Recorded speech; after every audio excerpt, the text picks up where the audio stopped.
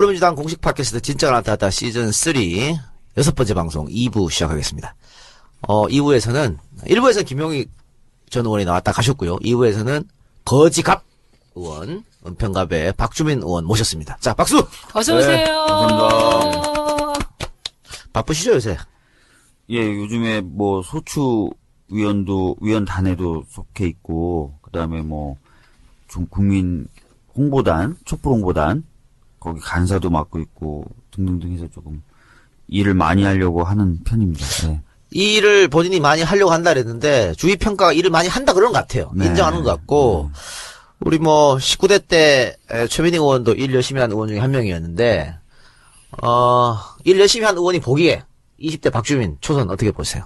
아니, 입장이 바뀌었어요. 네. 19대 때는 우리 세월호 국조할 때 밖에서 가족들하고 계속 있으셨어요. 네. 그리고 우리를 감시하는 쪽이고 째려보는 쪽이었다면 제가 지난번에 만나서 그랬어요. 그때 나 째려본 거 후회하시죠? 우리가 얼마나 진짜 힘들었는지 이제 알 것 같죠? 그랬더니 뭐라 그러냐, 입 벌리고 그러고 갔어. 쉽지 않더라고요. 정치권에 직접 들어가보니까. 네. 어때요? 김평론가님은 박주민 의원의 활약상 어떻게 보십니까? 유감이 많죠. 유감이에요? 네, 어떤 점이? 예. 뭐냐면 진실남의 문제점인데 가식이 너무 없으면 그런데 지금 의정활동 물어본 거죠? 네. 전 전혀 딴 얘기예요. 네. 제가 그 촛불 집회 9차례 개근을 집사람이랑 이제 하는데 한 전저번쯤에 이렇게 하다 보니까 우연히 사람이 참여연대에서 뵀죠. 예, 소변이 마려운데 거기가 참여연대인지도 몰랐어요. 예.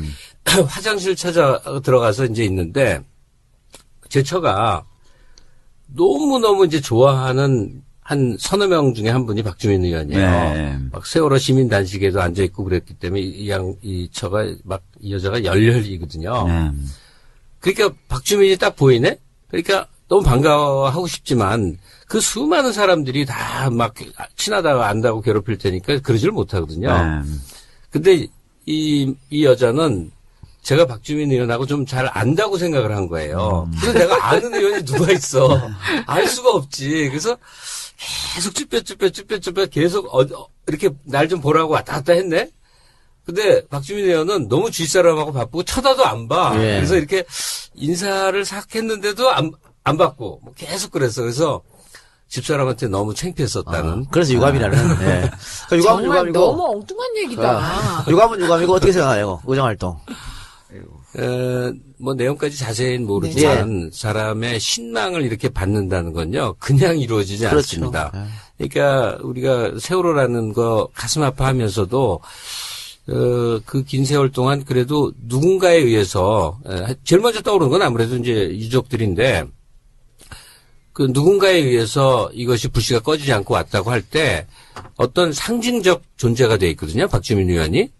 그러니까 그것이 그 국회의원 당선까지 이어지면서 뜻 변치 않고 왔다는 것 때문에 우리가 이 정치는 이 세상에 가장 혼탁한 것을 대변하면서 인간 마음이 좋은 세상, 선한 세상에 대한 의지가 또 절반이 섞여 있는 거예요. 근데 정치 영역의 선한 쪽의 상징인물처럼 박주민 의원이 돼 있는 것 같아요. 그래서 내 생각엔 참 살기가 불편할 것 같아. 사람은 여러 가지 요소가 섞여 있기 때문에 그 선한 상징이 돼버리면 그렇죠. 나쁜 짓도 못하겠고. 나쁜 짓 못하게. 모르지 뭐. 모르지. 얌전한 고양이가 부뚜막에 먼저 올라가고 오죽하면 뒤로 호박씩 간단 말이 나왔겠냐고. 예. 그죠? 조금만 비겁하게 살면 참 세상이 편한데. 네. 무슨 짓 하는지 모르지 뭐. 저도 인간이니까 인간으로서 할 일은 다 합니다. 자, 이번에 지금 한 7개월, 6개월 정도 의원직을 지금 수행하고 계시는데 7개월 동안 그 대표 발의 법안만 37건이에요. 물론 법안을 많이 낸다고 해서 중요한 건 아니에요. 맞습니다. 통과가 돼야 되지. 네. 근데 이번에도 또 그 재밌는 법을 하나 냈던데, 아니 꼭 필요한 법, 재밌는 법이라기보다 직무비리 판검사는 10년간 변호사 개업을 못하게 하겠다. 와, 좋아요. 좋은 법인 것 같죠? 네. 근데 이것도 통과가 어려울 것 같은데. 어렵죠, 뭐. 그래도 내야 돼요. 그러니까 국회에서 기득권자들 또 판검사 출신이 많기 때문에 네.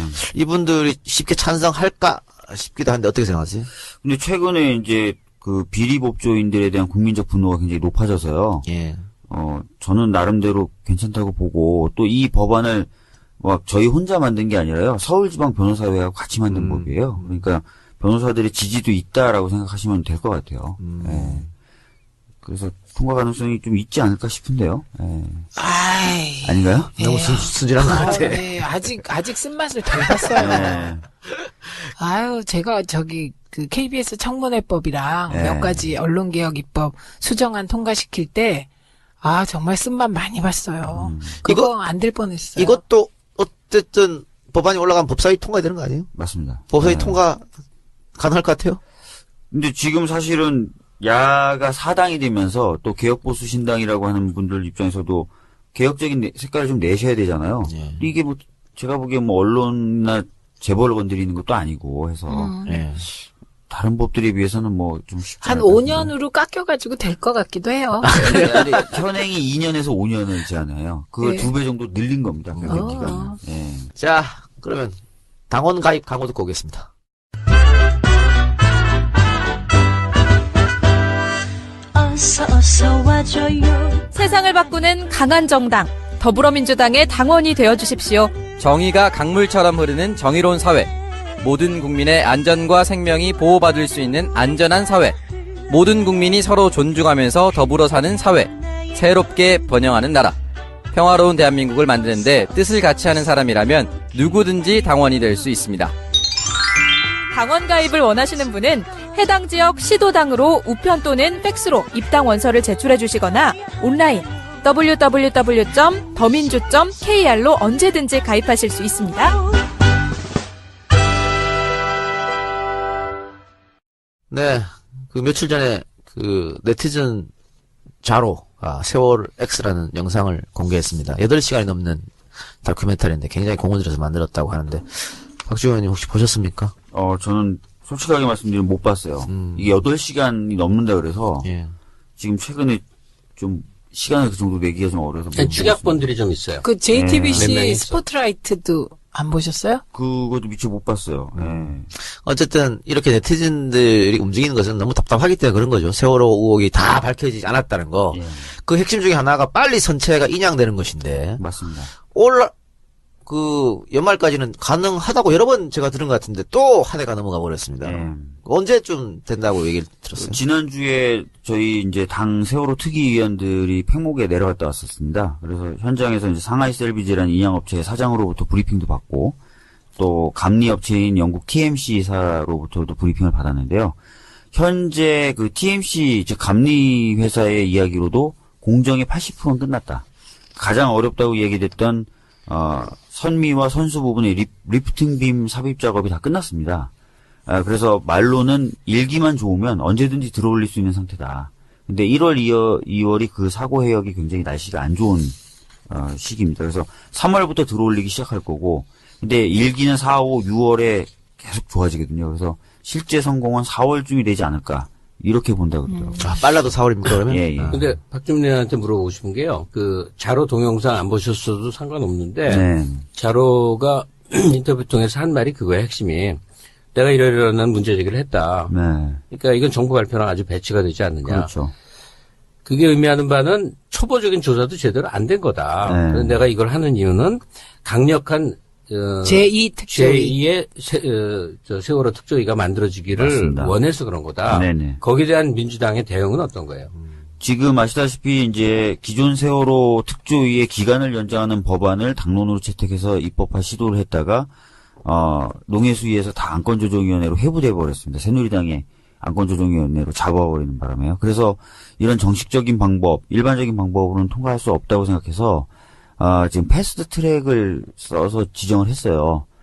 지난주에 그것도 지정을 한 건데 금요일 날 가습기 살균제 관련된 진상규명과 세월호 참사에 대한 진상규명을 합쳐서 사회적 재난에 대한 진상규명을 하는 위원회를 만드는 식으로 해서 환노위에서 패스트 트랙을 지정했습니다. 그래서 최초의 신속처리 안건 지정이거든요. 국회 선진화법 도입한 이후에 거의 한 4년 가깝게 제도가 존속했지만 한 번도 신속처리 안건 지정을 해본 적이 없는데 신속처리 안건 지정을 해서 시간이 좀 걸립니다. 330일 걸리지만 본회의에 상정되고 이제 통과되면 굉장히 강력한 기존의 특조위보다 훨씬 더 강력한 특조위가 출범할 수 있는 기반은 만들어놨습니다. 근데 위원회라고 표현하셨는데 무슨 상설 기구가 만들어진 거예요? 예, 3년을 기간으로 하는 지금 세월호 특조위와 같은 기구가 탄생되는데 기존의 특조위의 비할 바 없이 강력한 권한을 갖고 있는 자, 주의 같은 출범입니다. 본회의 통과 요건은 어떻게 돼요, 그러면?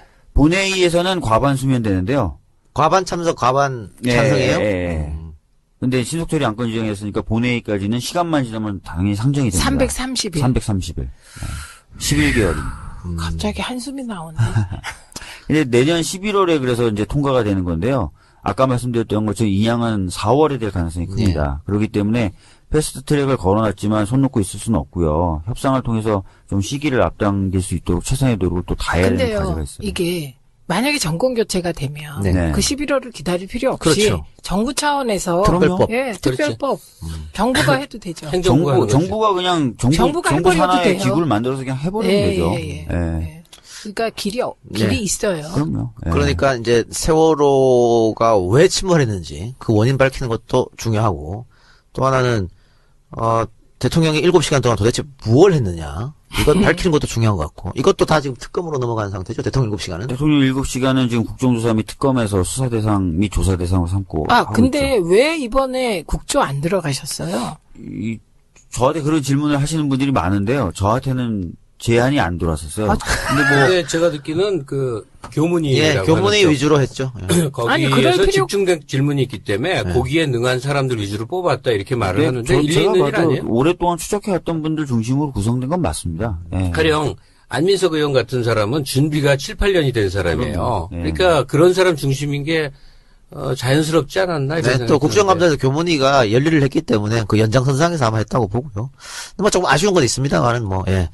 자, 아니 특검 근데 그 예. 얘기는 거듭거듭 해야 되는데 자꾸만 청문회를 수사기관으로 생각을 해요. 그렇지 않죠. 아니에요. 그거는 검찰이 할 일이고 청문위원들은 뭐냐면 국민을 대신해서 질문을 하는 데 그럼요. 의미가 있다고. 그 질문을 통해서 우리가 어떤 문제가 있었는지를 재확인을 해서 또 하나는 우리가 분노에 맞이하는 사람들을 정말 면전에서 그럼요. 보게 된단 말이에요. 그거죠. 예. 거기에 만족을 해야 예. 되는데 자꾸 맹탕 청문회 이런 얘기하면 아주 화가 나더라고. 네. 아니, 굉장히 성과가 많은 청문회였는데. 그 맹탕 청문회라는 말을 하는 사람들은 그거는 이제 또 다른 의도를 갖고 뭐 하는 보수 거예요. 측들이 그렇게 표현을 주로 하더라고요. 그런 거고 이번에 그 분노를 자아낸 거 있잖아요. 엄청난 분노를 우병우가 나타나서 이게 분노 게이지를 높인 것도 선거예요. 아니 그리고 또 국민들에게 얼마나 범국민 귀염둥이 이완영 의원 같은 경우 얼마나 위로를 줬어요. 그 얼마나 즐겁냐고. 아 새누리는 저렇구나. 그러니까 검찰 수사를 국민들이 절대 쳐다볼 수가 없으니까 이게 국정조사를 통해서 저 사람들이 어떤 대답을 하는지 또 어떤 자세를 갖고 있는지 보는 것 그 자체만 해도 중요한 거겠죠. 자, 특검 얘기 잠깐 했었는데요. 특검이 처음에 출범할 때 뭐 우려 섞인 이야기가 없지 않아 있었습니다만 맞습니다. 예. 지금 하는 거 보면 굉장히 지금 잘하고 있다. 이런- 영화 예. 같아요, 영화. 아주 네. 잘 만들어졌는데 그게 정의가 실현되는 드라마틱한 영화 같아요. 네. 이번에 문영표 전 복지부 장관을 긴급 체포했습니다. 막 맞습니다. 짜릿했어요. 네, 그때 뭐 국민들도 박수 보내고 했었는데 박주민 의원은 특검의 수사 지금 계속 뭐 하고 있습니다만은 중간 평가. 처음에는 말씀하신 대로 저도 우려를 가지고 봤거든요. 특히 이제 박근혜 대통령에 대한 수사는 철저히 하겠지만 재벌과 관련된 부분은 약할 것이다. 박영수 특검이 원래 그런 평가를 좀 받았던 분이고요. 그래서 그런 시선을 좀 가지고 있었는데 의외로 삼성의 합병을 정조준해서 지금 수사를 하고 있거든요. 그래서 일단은 좀 우려보다는 기대를 좀 지금 가지고 있는 상황입니다. 예. 특검이 이제 과제가 많이 있는데 그래도 핵심의 핵심은 뇌물죄 입증 아니겠어요? 맞습니다. 어떻게 예. 전망을 하십니까? 지금 삼성 합병 관련된 부분 그리고 그것을 통해서 지금 삼성이 그것을 위해서 지원했다라는 것을 가지고 열심히 수사하고 있고 생각보다 좀 이 부분에 대해서 빠르게 그리고 원칙적인 모습으로 수사하고 있거든요. 그래서 좋은 결과도 있을 것 같다는 생각이 드는데 근데 사실은 뚜껑 열어봐야 돼요. 수사해봤더니 없더라 이렇게 할 수도 있거든요. 그러니까 네. 이제 뭐 내가 특검이라면 이런 생각을 누구나 해보잖아요. 저도 해보고 그것이 정말 뭐 여러 가지 걸리지 않고 그냥 옳은 생각만 한다면 뭐냐면 난 두 가지 목표가 있는 것 같아요. 하나는 박근혜라는 존재가 기소돼서 구속되는 모습을 보게 하는데 기여하는 그 목. 그건 뇌물죄죠. 근데 반드시 뇌물은 쌍벌죄니까 준 사람이 있어야 뇌물이 성립되니까 그럼 준 사람이 누구냐? 여러 재벌이 있지만 결국은 이재용으로 집약될 수밖에 없어요. 네. 왜냐하면 가장 많은 돈을 지원했죠. 정유라를 200억 지원해서 뭐 모든 걸 가장 그러니까 비리에 근접해서 활동하고 딴 데는 좀 뜯겼다 하는 모습이 좀 더 많아 보여요. 근데 삼성은 정반대거든. 그러면 제가 이재용한테 무슨 개인 원한이 있을 리는 없고 뭐냐면 특검 특별검사 나이만 하더라도 이제 세상 걱정할 만한 나이 아니에요. 그럼 뭐냐면 야 한국이란 나라가 경제성장을 했다고 그러는데 3세, 4세 경영 나오니 정말 개판이 되는구나. 요새 동국제강 사건 한번 보면 기가 막히지 않아요? 3세, 4세에서 벌어지는 3세 오너는 지금 뭐하고 있었냐면 해외 원정 도박 다니고 앉았고 그 아들 4세는 바로 이제 아버지가 잡혀 들어가 있으니까 물려받아야 되는 그 상황에서 술집 난동 피우고 앉았단 말이에요. 근데 그런 사람들이 경영자야. 그러니까 1대 2대까지는 괜찮은 사람들이 하거든. 잘난 놈들이 경쟁 속에서 비비고 이겨냈거든. 근데 3대에서부터는 정말 안 되겠구나. 그러니까 정말 우리나라가 살아남고 앞으로도 어떻게 좀 국가가 경제 규모가 존속이 되려면 3세 경영이 불가함을 입증해야 된다. 그러려면 이재용이 잡아 넣는 거예요. 그러면 내가 이재용이 또 돼보는 거야. 그러면 더럽고 치사하고 머리 아파서 못 해먹겠다. 그러면 원칙대로 가는 거 있잖아. 지분율만큼 행사해서 소유주로 남는 거. 경영할 수 있는 사람들이 얼마든지 시스템이 존재하잖아요. 그렇게 돼서 전 세계가 다 그러하듯이 재벌 체제가 해체되는 과정을 우리 특검이 단초를 열어줄 수 있다고. 근데 그것도 대비한 것 같아. 청문회 나와서 하는 거 보면 일단 이재용은 다 모른다 그랬거든요. 뭐 정유라한테 지원해주고 또 모른다, 최순실도 모른다 이렇게 얘기했고 또 아니 뇌물죄 해도 밑에 놈이 들어가는데 유력한 뭐 장 모시기 밑에 놈이 들어갈 텐데 제대로 한다면 정말 이번엔 이재용이를 넣어야 돼요. 그래서 징역 살게 해야만 모든 면에 있어서 한국 경제, 한국 사회 전체가 건강해지는 이 단초가 열리는데 특검이 그런 용기를 낼 수 있나? 근데 박주민 의원님, 홍완선 기금운용본부장이 이게 문영표 지시로 내가 국민연금 합병 찬성하게 했다. 이렇게 이제 증언을 했단 말이죠, 발언을. 번복한 거죠? 원래는. 번복한 거죠. 그렇죠. 지금 정경련 관련해서는 이승철 부회장의 번복이 결정적이었고, 이번엔 홍완선이 그렇게 얘기한 게 결정적인 거거든요. 그리고 문영표가 긴급 체포됐잖아요. 그런데 이런 상황에서도 다 뒤져보니까 없더라가 나올 수 있나요? 그러니까 다 결론은 열려있다고 저는 봐요. 다 뒤져봤고 철저하게 원칙적으로 국민들 보기에도 정말 원칙적으로 수사를 한 뒤에 결론 1, 없다. 뒤져봤더니 없다. 결론이 있긴 있던데 말씀하셨던 사장단 정도에서 결정됐더라.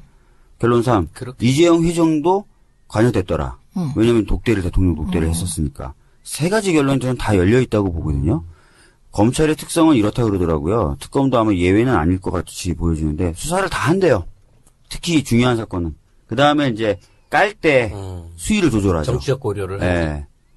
그래서 할 수 없이 그럼 촛불 들어야 되는 게 네. 계속 촛불을 드시잖아요. 탄핵되고 또 드시잖아요. 60만이 계속 나와요. 네. 60만이 최저치인가 봐. 나오는데 이유가 뭐냐? 믿을 놈이 없다 이런 얘기예요, 세상에. 그럼 제가 이제 보니까 특검은 좀 믿을만 한 것 같아요. 그러면 약간 마음이 돌아서 믿을만 한 것 같다. 그랬다가 다시 그래도 나가야 돼요. 근데 60만이 유지된다는 게요. 보면 누가 나오라고 해서 나오지 않았거든. 그러니까 그 촛불 광장에 나오는 사람들은 대부분 다 자기 책임감들이 있어요. 내가 이 촛불을 들지 않으면 정말 여기까지 왔는데 어떻게 무산될지 몰라. 헌재가 무슨 짓 할지 몰라. 다 꽝이 될지도 몰라. 누구를 위해서가 아니라 나를 위해서거든요. 그러니까, 직접 민주주의를 우린 최초로 촛불을 통해서 체험해 봤어요. 왜냐면, 조사해보면 탄핵시켜라 하는 숫자하고 국회의원들 전체 의석 비율이 똑같이 나왔어요. 그러니까, 시민들 요구를 의회가 그대로 받아준, 이건 그야말로 직접 민주주의거든. 근데 지금 단초만 딱 열어놨는데 아직도 가야 될 길이 좀 더 있단 말이에요. 정상적인 공화국이 수립되기까지. 좀 더 나와야 되는데, 사람들이 막 그래요. 미안해서 나오라고 못하겠다? 그런 말 하지 마요. 왜냐면 그들이 나오라고 그래서 나간 게 아니야. 그렇죠. 내가 나간 거야, 내가. 못 참아서 나간 거예요. 그렇죠. 근데 이제 정치인들 입장에서는 죄송한 건 맞아요. 정치인들이 제대로 역할을 했으면 사실 안 나오셔도 되는 건데 그래서 정치인들 입장에서는 항상 죄송한 걸. 예. 근데 이번이 나올 가능성이 사실은 제일 많아요. 많죠. 네. 그래도 그 2번이 나와도 박근혜는 탄핵. 이번에 인정. 나와도 탄핵을 낼 수 무조건 있죠. 탄핵이죠. 그러니까 일단 세 가지 시나리오 중에 두 번째 얘기한 거 그거 말씀인 거고 자 특검이 문영표 전 복지부 장관을 긴급 체포를 했습니다. 그래서 특검이 뭔가 증거나 증언을 확실히 했기 때문에 긴급 체포한 거 아니냐라고 얘기를 많이 하는데 긴급 체포 요건이 있나요? 긴급 체포도 저 법원에 영장 받아서 해야 되나요? 아니요, 긴급체포는 영장 없이 하는 네. 걸 긴급체포예요. 네. 긴급하게 체포한 뒤에 이제 구속영장을 청구하는데요. 이제 구속영장 아마 청구할 겁니다.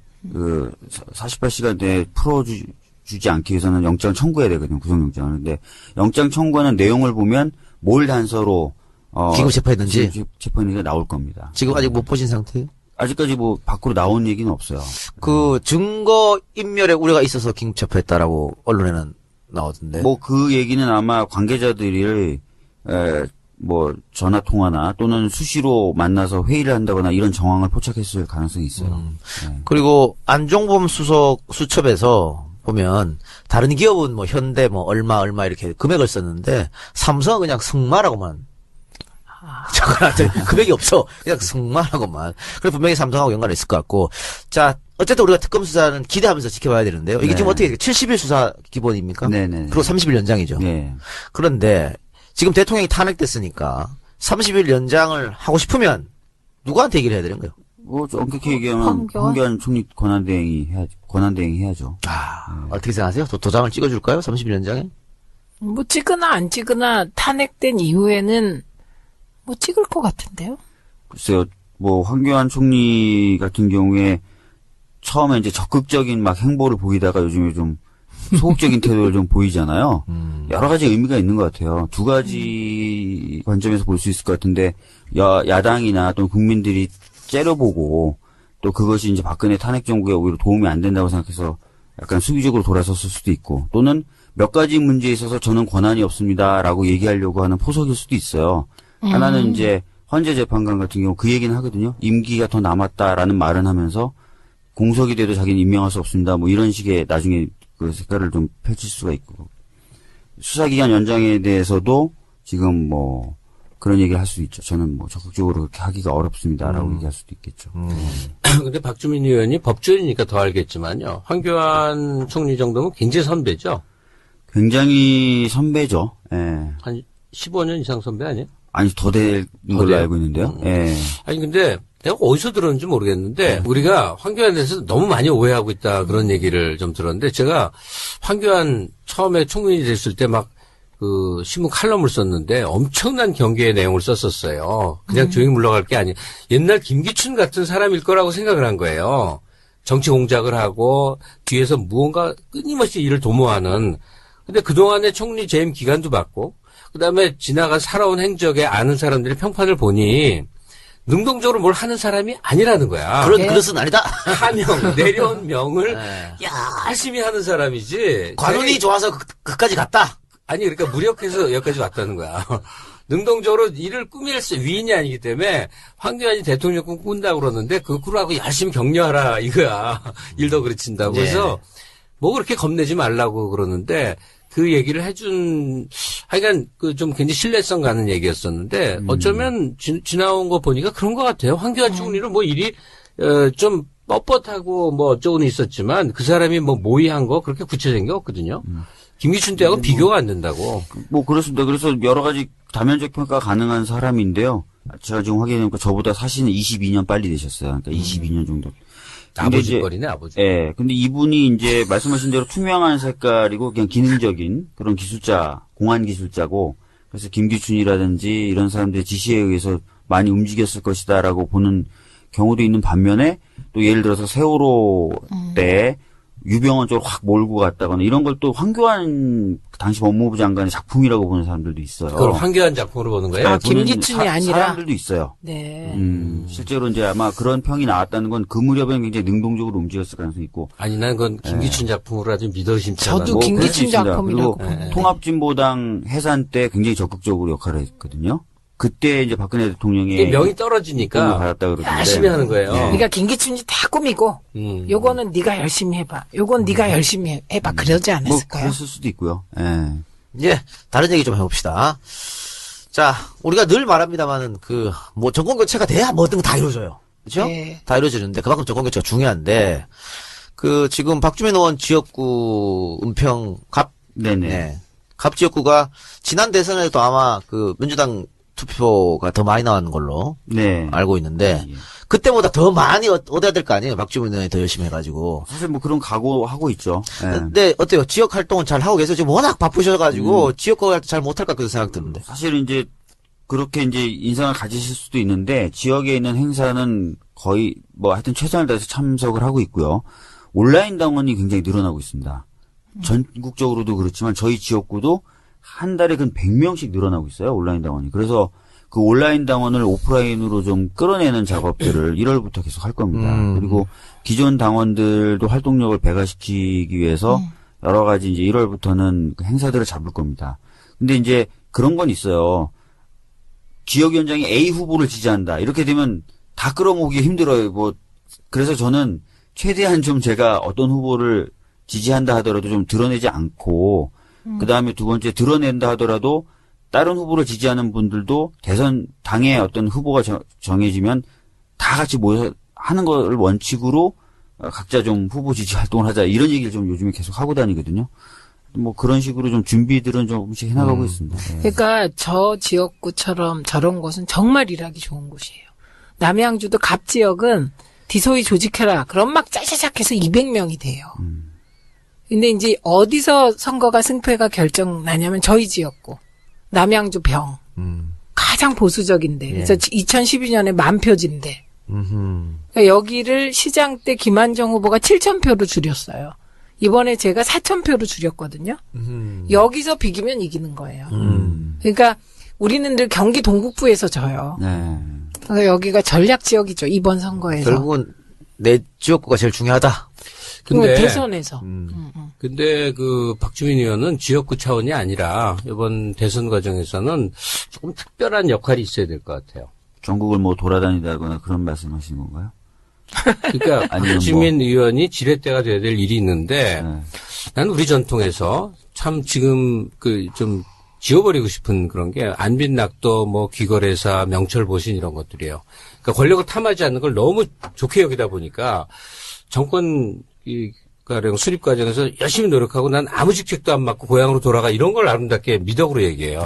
문성근. 네. 형님이 좀 한 대 맞아야 돼. 아니에요. 장관 해야 돼. 아니라니까. 거기 출마도 했었는데. 부산에서. 아니, 나중이지, 나중. 그건 나중이죠.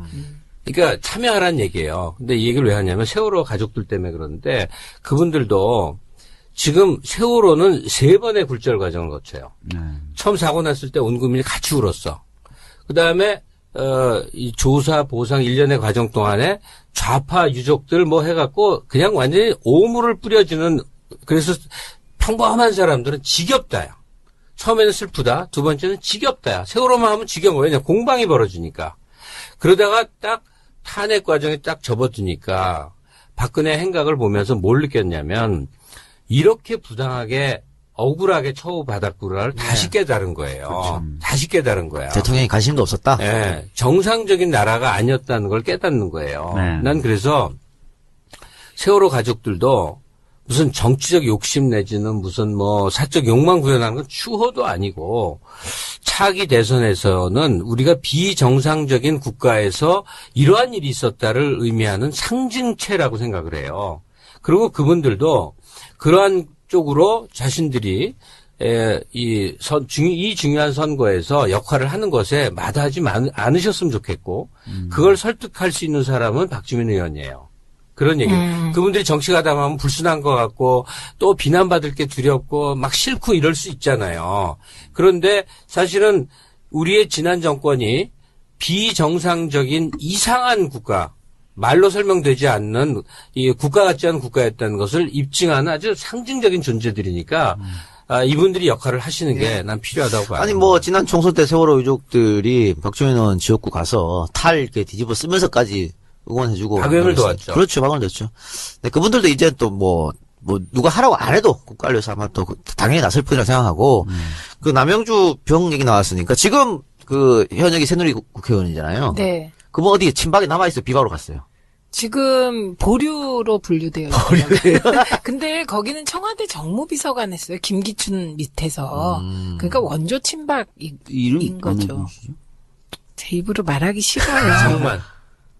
알겠다. 아궁이 한 번 나왔었어. 네, 알겠다. 그러면은 4년 후에는 우리 최민희 의원이 복수할 것 같은데. 뭐 그 먼 얘기보다 저는 이제 대선 얘기 나오면 하세요. 꼭 하고 싶은 말씀이 있어요. 지금 이걸 듣고 계신 청취자, 그 다음에 온라인 당원 여러분, 그 다음에 우리 당원 여러분이 명심하셔야 될 게 뭐냐면 2012년 우리가 패한 거는 지상군 싸움에서 졌기 때문이에요. 네, 무슨 뜻이에요? 네.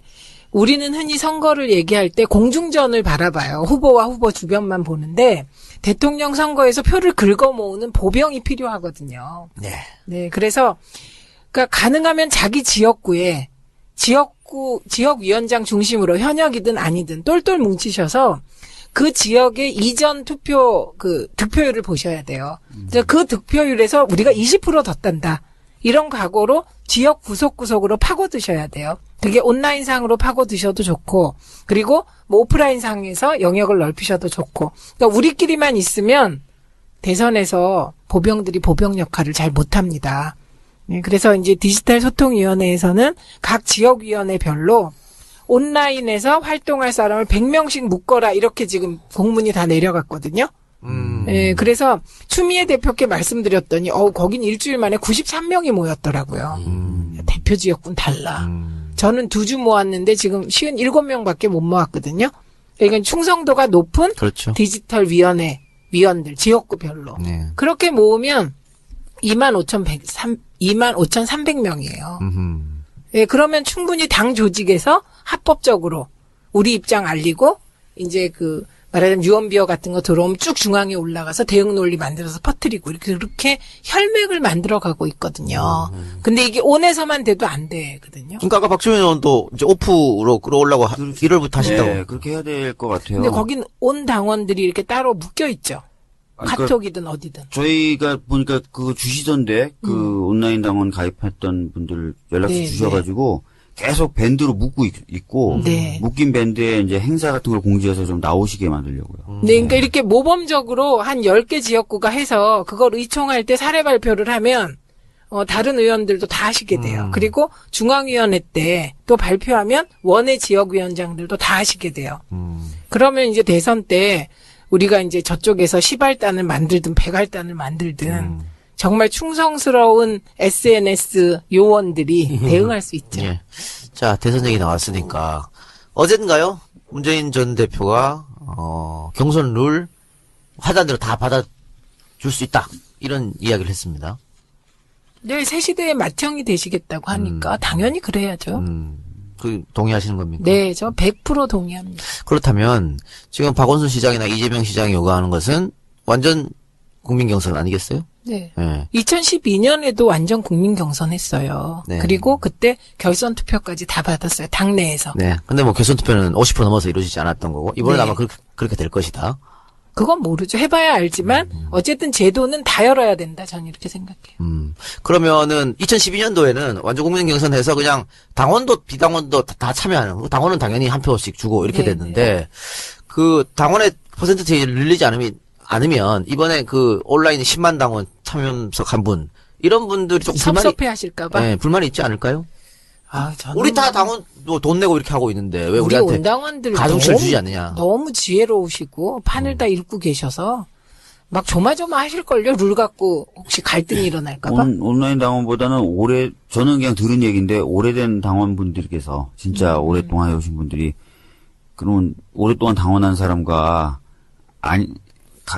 짧게 당원 생활한 사람 심지어는 당원도 아닌 분들하고 차이가 뭐냐라는 말씀을 하실 수도 있겠다. 이런 얘기는 좀 들리더라고요. 아니 오랫동안 갈등 요인이에요. 저게 갈등 요인이어서 이건 저희가 정리한 게 아니라 김한길 대표 시절에 예.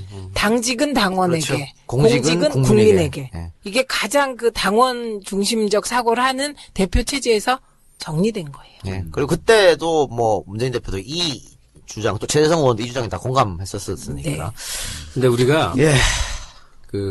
다른 얘기 하나만 할게요. 하세요. 대표 이제 대통령 대선 후보 경선에 대한 얘기인데 예.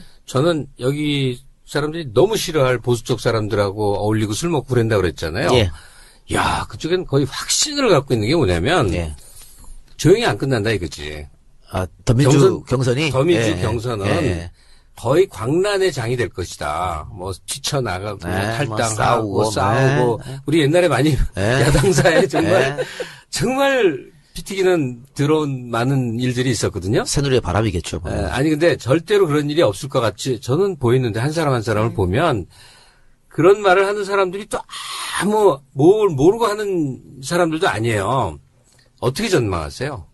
지금 전망을 해본다. 근데 아마 새누리에서 그렇게 얘기하는 거는, 그러니까 문 대표가 어제 했던 얘기, 그렇게 안 받아주고, 다른 후보들이 거기에 대해서 반발하고, 이래서 아마 그걸 원해서 그런 얘기를 하는 것 그럼 같은데. 콕 집어 얘기할게요. 예. 경선 룰을 갖고 이재명 후보 측에서 계속 불만을 제기하면서 일이 좀 복잡해지거나 또는 이 경선 결과에 불복하거나 이럴 가능성이 혹시 있어요? 경선 불복은 뭐 말이 안 되는 거고요. 경선을 했으면은 당연히 그건 뭐 불복할 수도 없고 탈당할 수도 없는 거잖아요. 중도 퇴장. 그러니까 그게 문제인데. 이인재 같은 경우로 했겠죠. 그게 문제인데, 어제 문 대표가 하신 말씀처럼 모든 걸 받아들이겠다고 하면 명분과 정당성이 다 사라지는 겁니다. 그건 무조건 같이 가야 이게 되는 거예요. 우리가 이런- 경계심이 너무 없지 않나 싶어서 드리는 아니 얘기예요. 너무 경계하고 있습니다. 그거는 정말 너무 경계하고 있고요. 지금 이걸 우리가 그냥 불복 이렇게 얘기하니까 이렇게 생각하시는데 그 지점들이 있어요.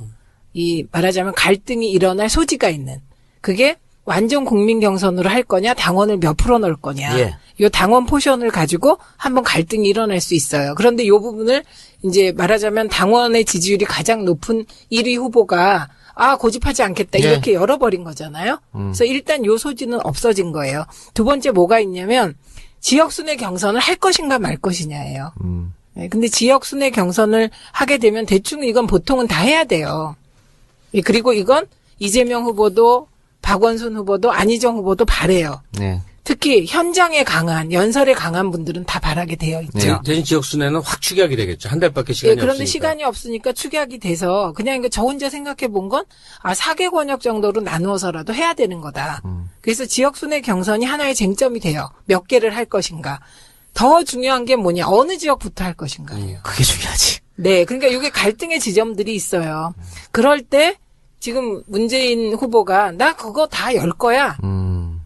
그래서 이제 어떤 후보는 어느 지역을 먼저 하냐에 관심이 많을 테고, 어떤 후보는 어디를 까느냐 안 까느냐 요거에도 문제가 있어요. 그럼요. 1지역을 했는데 표를 까냐 안 까냐 한꺼번에 까냐 요거. 이게 후보마다 다 이해관계가 다르거든요. 호남에서 가장 먼저 하냐 안 하냐 이거 가지고도 굉장히. 예, 그렇겠죠. 근데 그것까지 다 열겠다는 거니까. 예. 이건 후유증 없는 경선이 워낙 중요한 문제이기 그렇죠. 때문에 과거의 일을 되풀이하지 않기 위한 경계를 해야 된다 이 얘기죠. 예. 그래서 뭐 당연히 TV 토론 같은 것도. 네, 이럴 테고 네. 그렇죠. 그건 당연히 되고요. 그 다음에 당 차원에서, 그리고 디소이 차원에서도 이제 기획을 쭉 하죠. 가능하면 흥행해야 되니까요, 또. 그래서 지금 뭐 약간 그 지지자끼리 불연하고 있지만 1등 후보가 누가 되면 당연히 그 나머지 지지자들의 지지율까지 다 흡수할 수 있는 그게 뭐 아름다운 경선이 되는 것이죠. 자, 박주민 의원 열일을 하고 계시는데 본인의 활약상을 왜 월간 박주민이라 그래서 한번 올린 적이 있었잖아요, 동영상으로. 네네. 상당한 인기가 있었는데 계속 하세요? 계속 못하고 있습니다. 왜냐면은 그게, 바빠서 못해요. 아니, 그게 아니라 뭐, 그런 것도 있는데, 또 비용도 또 생각해야 되더라고요. 그것도 생각해야 되고, 그 다음에 이제, 말씀하신 대로 그걸 하려면은 또, 멘트도 녹음해야 되고, 이게 참. 그래서 좀, 현재는 좀, 약간 중구난방으로, 주로 이제 페이스북 페이지를 이용해서 중구난방으로 좀 홍보를 하고 있습니다. 네. 자, 오늘 2부 지금 진행하고 있는데 오늘 조금 일찍 마치겠습니다. 김갑 선생이 생방송이 있어가지고 시간을 조금 땡겼습니다만 박주민 의원이 10분 지각하는 바람에 어쩔 수 없이 죄송합니다. 예, 일찍 마치겠다. 너무 아쉬워. 예, 이런 아쉽다. 말씀드리고 어쨌든 우리 정원교체 얘기를 쭉 했는데 박주민 의원님은 정원교체를 위해서 구체적으로 어떤 일을 할까 계획 잡은 거 있어요? 그냥 열심히 해야지 이런 거 말고. 아까 말씀드린 대로 저희 지역구에서는 진짜 제가 선거 때 얻었던 것보다 최소한 10에서 15% 이상은 득표를 해야 된다는 각오를 갖고 있어요. 그래서 그걸 위해서 아까 말씀드렸던 그런 프로세스를 1월부터 좀 가동을 하자라고 얘기해서 지금 계획을 짜고 있는 상황이고요.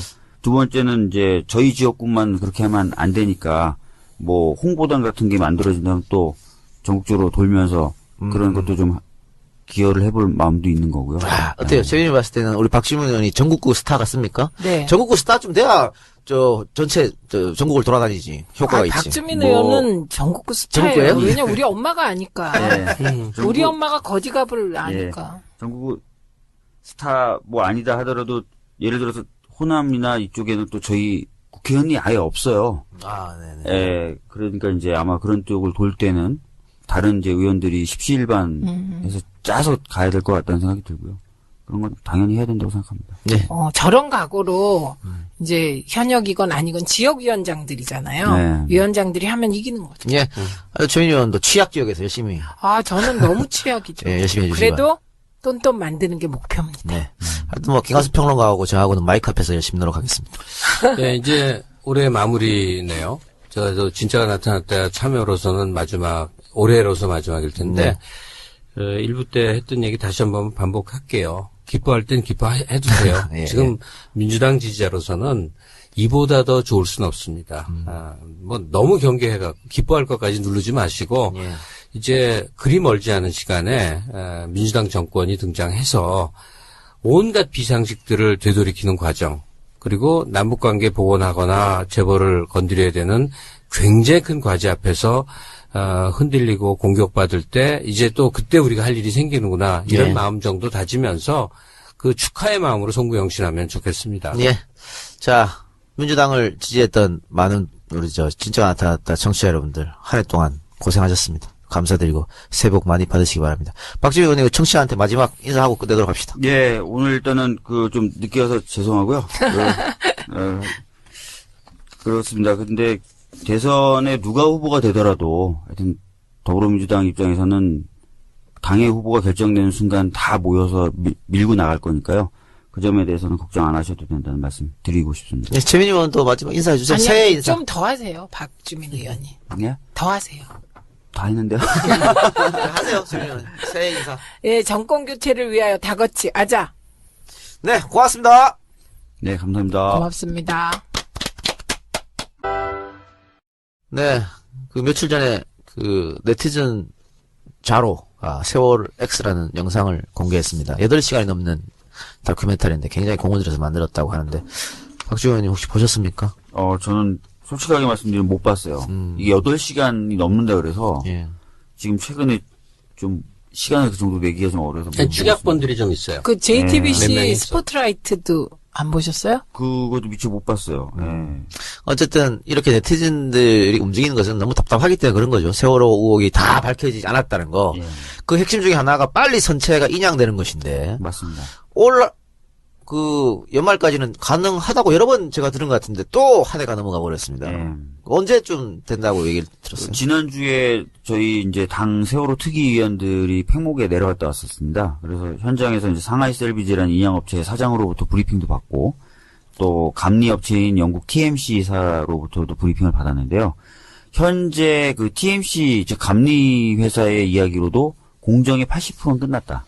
가장 어렵다고 얘기됐던 선미와 선수 부분의 리프팅빔 삽입 작업이 다 끝났습니다.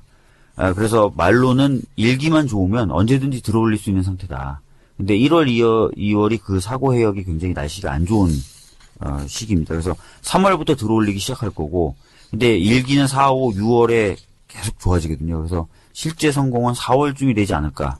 이렇게 본다고 그러더라고요. 빨라도 4월입니까, 그러면? 예, 예. 근데 박주민 의원한테 물어보고 싶은 게요. 그 자로 동영상 안 보셨어도 상관없는데 네. 자로가 인터뷰 통해서 한 말이 그거예요. 핵심이. 내가 이러이러한 문제 제기를 했다. 네. 그러니까 이건 정부 발표랑 아주 배치가 되지 않느냐. 그렇죠. 그게 의미하는 바는 초보적인 조사도 제대로 안 된 거다. 네. 그래서 내가 이걸 하는 이유는 강력한 제2 특조위. 제2의 세월호 특조위가 만들어지기를 맞습니다. 원해서 그런 거다. 네네. 거기에 대한 민주당의 대응은 어떤 거예요? 지금 아시다시피 이제 기존 세월호 특조위의 기간을 연장하는 법안을 당론으로 채택해서 입법할 시도를 했다가 농해수위에서 다 안건조정위원회로 회부돼 버렸습니다. 새누리당의 안건조정위원회로 잡아버리는 바람에요. 그래서 이런 정식적인 방법, 일반적인 방법으로는 통과할 수 없다고 생각해서 지금 패스트 트랙을 써서 지정을 했어요. 지난주에 또 지정을 한 건데 금요일 날 가습기 살균제 관련된 진상규명과 세월호 참사에 대한 진상규명을 합쳐서 사회적 재난에 대한 진상규명을 하는 위원회를 만드는 식으로 해서 환노위에서 패스트트랙을 지정했습니다. 그래서 최초의 신속처리 안건 지정이거든요. 국회 선진화법 도입한 이후에 거의 한 4년 가깝게 제도가 존속했지만 한 번도 신속처리 안건 지정을 해본 적이 없는데 신속처리 안건 지정을 해서 시간이 좀 걸립니다. 330일 걸리지만 본회의에 상정되고 이제 통과되면 굉장히 강력한 기존의 특조위보다 훨씬 더 강력한 특조위가 출범할 수 있는 기반은 만들어놨어요. 근데 위원회라고 표현하셨는데 무슨 상설 기구가 만들어진 거예요? 예, 3년을 기간으로 하는 지금 세월호 특조위와 같은 기구가 탄생되는데 기존의 특조위에 비할 바 없이 강력한 권한을 갖고 있는 특조위가 출범을. 본회의 통과 요건은 어떻게 돼요, 그러면? 본회의에서는 과반 수면되는데요. 과반 참석, 과반 찬성이에요? 예. 근데 신속처리 안건 지정했으니까 본회의까지는 시간만 지나면 당연히 상정이 됩니다. 330일. 330일. 11개월입니다. 갑자기 한숨이 나오네. 근데 내년 11월에 그래서 이제 통과가 되는 건데요. 아까 말씀드렸던 것처럼 이양은 4월에 될 가능성이 큽니다. 그렇기 때문에 패스트 트랙을 걸어놨지만 손 놓고 있을 수는 없고요. 협상을 통해서 좀 시기를 앞당길 수 있도록 최선의 노력을 또 다해야 되는 과제가 근데요, 있어요. 이게 만약에 정권 교체가 되면 네. 그 11월을 기다릴 필요 없이 그렇죠. 정부 차원에서 특별법. 예, 특별법 정부가 해도 되죠. 행정부가 하는 거죠. 정부가 그냥 정부가 정부 해버려도 산하의 돼요. 기구를 만들어서 그냥 해버리면 되죠. 예. 예. 그러니까 길이 네. 있어요. 그럼요. 예. 그러니까 이제 세월호가 왜 침몰했는지 그 원인 밝히는 것도 중요하고 또 하나는 대통령이 7시간 동안 도대체 무엇을 했느냐 이것 밝히는 것도 중요한 것 같고 이것도 다 지금 특검으로 넘어가는 상태죠. 대통령 7시간은. 대통령 7시간은 지금 국정조사 및 특검에서 수사 대상 및 조사 대상으로 삼고 하고 근데 있죠. 왜 이번에 국조 안 들어가셨어요? 저한테 그런 질문을 하시는 분들이 많은데요. 저한테는 제안이 안 들어왔었어요. 근데 뭐 근데 제가 듣기는 그 교문위라고 교문회의 하는 위주로 했죠. 예. 아니, 그럴 거기에서 필요- 집중된 질문이 있기 때문에 거기에 능한 사람들 위주로 뽑았다 이렇게 말을 하는데 제가 일리 있는 일 봐도 아니에요? 오랫동안 추적해왔던 분들 중심으로 구성된 건 맞습니다. 예. 가령 안민석 의원 같은 사람은 준비가 7, 8년이 된 사람이에요. 그럼요. 예. 그러니까 그런 사람 중심인 게 자연스럽지 않았나 이런 네, 생각이 또 드는데. 국정감사에서 교문위가 열일을 했기 때문에 그 연장선상에서 아마 했다고 보고요. 근데 뭐 조금 아쉬운 건 있습니다만은 뭐 예. 자, 아니 특검 근데 그 예. 얘기는 거듭거듭 해야 되는데 자꾸만 청문회를 수사기관으로 생각을 해요. 그렇지 않죠. 아니에요. 그거는 검찰이 할 일이고 청문위원들은 뭐냐면 국민을 대신해서 질문을 하는 데 그럼요. 의미가 있다고. 그 질문을 통해서 우리가 어떤 문제가 있었는지를 재확인을 해서 또 하나는 우리가 분노에 맞이하는 사람들을 정말 면전에서 그럼요. 보게 된단 말이에요. 그거죠. 예. 거기에 만족을 해야 네. 되는데 자꾸 맹탕 청문회 이런 얘기하면 아주 화가 나더라고. 네. 아니, 굉장히 성과가 많은 청문회였는데. 그 맹탕 청문회라는 말을 하는 사람들은 그거는 이제 또 다른 의도를 갖고 뭐 하는 보수층들이 거예요. 그렇게 표현을 그 주로 하더라고요. 그런 거고 이번에 그 분노를 자아낸 거 있잖아요. 엄청난 분노를 우병우가 나타나서 이게 분노 게이지를 높인 것도 성과예요. 아니 그리고 또 국민들에게 얼마나 범국민 귀염둥이 이완영 의원 같은 경우 얼마나 위로를 줬어요. 그 얼마나 즐겁냐고. 아 새누리는 저렇구나. 그러니까 검찰 수사를 국민들이 절대 쳐다볼 수가 없으니까 이게 국정조사를 통해서 저 사람들이 어떤 대답을 하는지 또 어떤 자세를 갖고 있는지 보는 것 그 자체만 해도 중요한 거겠죠. 자, 특검 얘기 잠깐 했었는데요. 특검이 처음에 출범할 때 뭐 우려 섞인 이야기 없지 않아 있었습니다만 맞습니다. 예. 지금 하는 거 보면 굉장히 지금 잘하고 있다. 이런- 영화 예. 같아요, 영화. 아주 예. 잘 만들어졌는데 그게 정의가 실현되는 드라마틱한 영화 같아요. 네. 이번에 문영표 전 복지부 장관을 긴급 체포했습니다. 아우, 막 맞습니다. 짜릿했어요. 예, 그때 뭐 국민들도 박수 보내고 했었는데 박주민 의원은 특검의 수사 지금 계속 뭐 하고 있습니다만은 중간 평가. 처음에는 말씀하신 대로 저도 우려를 가지고 봤거든요. 특히 이제 박근혜 네. 우리가 이 정치는 이 세상에 가장 혼탁한 것을 대변하면서 인간 마음이 좋은 세상, 선한 세상에 대한 의지가 또 절반이 섞여 있는 거예요. 근데 정치 영역의 선한 쪽의 상징인물처럼 박주민 의원이 된 것 같아요. 그래서 내 생각엔 참 살기가 불편할 것 같아.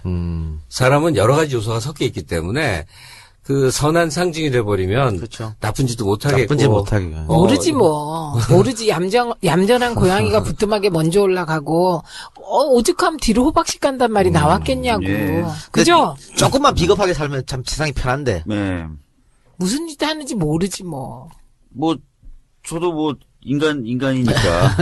인간으로서 할 일은 다 합니다. 자, 이번에 지금 그 한 7개월, 6개월 정도 의원직을 지금 수행하고 계시는데, 7개월 동안 그 대표 발의 법안만 37건이에요. 물론 뭐 법안을 많이 낸다고 해서 중요한 건 아니에요. 맞습니다. 통과가 돼야 되지. 예. 근데 이번에도 또 그 재밌는 법을 하나 냈던데, 아니, 꼭 필요한 법, 재밌는 법이라기보다, 직무비리 판검사는 10년간 변호사 개업을 못하게 하겠다. 와, 좋아요. 되게 좋은 법일 것 같죠? 네. 근데 이것도 통과가 어려울 것 같은데. 어렵죠, 뭐. 그래도 내야 돼요. 그러니까 국회에서 기득권자들 또 판검사 출신이 많기 때문에 네. 이분들이 쉽게 찬성할까 싶기도 한데 어떻게 생각하세요? 근데 최근에 이제 그 비리법조인들에 대한 국민적 분노가 굉장히 높아져서요. 예. 저는 나름대로 괜찮다고 보고 또 이 법안을 막 저희 혼자 만든 게 아니라요. 서울지방 변호사회하고 같이 만든 법이에요. 그러니까 변호사들의 지지도 있다라고 생각하시면 될 것 같아요. 예. 그래서 통과 가능성이 좀 있지 않을까 싶은데요. 예.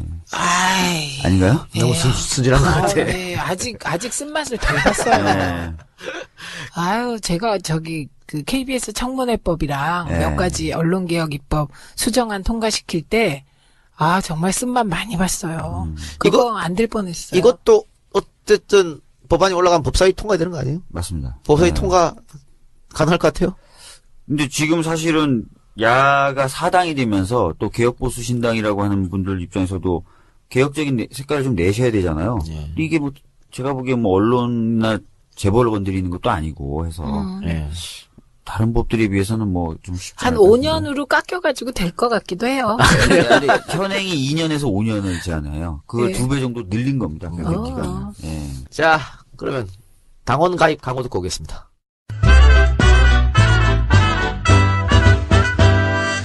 어서 와줘요. 세상을 바꾸는 강한 정당 더불어민주당의 당원이 되어주십시오. 정의가 강물처럼 흐르는 정의로운 사회. 모든 국민의 안전과 생명이 보호받을 수 있는 안전한 사회. 모든 국민이 서로 존중하면서 더불어 사는 사회. 새롭게 번영하는 나라. 평화로운 대한민국을 만드는데 뜻을 같이 하는 사람이라면 누구든지 당원이 될 수 있습니다. 당원 가입을 원하시는 분은 해당 지역 시도당으로 우편 또는 팩스로 입당 원서를 제출해 주시거나 온라인 www.더민주.kr로 언제든지 가입하실 수 있습니다. 더불어민주당 공식 팟캐스트 진짜가 나타났다 시즌 3 6번째 방송 2부 시작하겠습니다. 2부에서는 1부에서는 김용희 전 의원이 나왔다 가셨고요. 2부에서는 거지갑 의원, 은평갑의 박주민 의원 모셨습니다. 자, 박수! 어서 오세요. 감사합니다. 바쁘시죠, 요새? 예, 요즘에 뭐 소추 위원단에도 속해 있고, 그 다음에 뭐, 좀 국민 홍보단, 촛불 홍보단, 거기 간사도 맡고 있고, 등등등 해서 조금 일을 많이 하려고 하는 편입니다. 네. 이 일을 본인이 많이 하려고 한다 그랬는데, 주위 평가가 일을 많이 한다 그런 것 같아요. 네. 인정하는 것 같고, 우리 뭐, 19대 때, 최민희 의원도 일 열심히 한 의원 중에 한 명이었는데, 일 열심히 한 의원이 보기에, 20대 박주민, 초선 어떻게 보세요? 아니, 입장이 바뀌었어요. 네. 19대 때는 우리 세월호 국조할 때 밖에서 가족들하고 계속 있으셨어요. 네. 그리고 우리를 감시하는 쪽이고 째려보는 쪽이었다면 제가 지난번에 만나서 그랬어요. 그때 나 째려본 거 후회하시죠? 우리가 얼마나 진짜 힘든지. 힘들었는지 이제 알 것 같죠? 그랬더니 뭐라 그러냐 입 벌리고 그러고 갔어. 쉽지 않더라고요. 정치권에 직접 들어와 보니까. 네. 어때요? 김평론가님은 박주민 의원의 활약상 어떻게 유감이 보십니까? 많죠. 유감이에요? 네, 어떤 점이? 예. 뭐냐면 진실남의 문제점인데 가식이 너무 없으면 그런데 지금 의정활동 물어본 거죠? 네. 전혀 딴 얘기예요. 네. 제가 그 촛불 집회 9차례 개근을 집사람이랑 이제 하는데 한 전저번쯤에 이렇게 하다 보니까 우연히 사람이 참여연대에서 뵀죠. 예, 소변이 마려운데 거기가 참여연대인지도 몰랐어요. 예. 화장실 찾아 들어가서 이제 있는데 제 처가 너무너무 이제 좋아하는 한 서너 명 중에 한 분이 박주민 의원이에요. 네. 막 세월호 시민 단식에도 앉아 있고 그랬기 때문에 이 처가 막 이 여자가 열렬이거든요. 네. 그러니까 박주민이 딱 보이네? 그러니까 너무 반가워하고 싶지만 그 수많은 사람들이 다 막 친하다고 안다고 괴롭힐 테니까 그러지를 못하거든요. 네.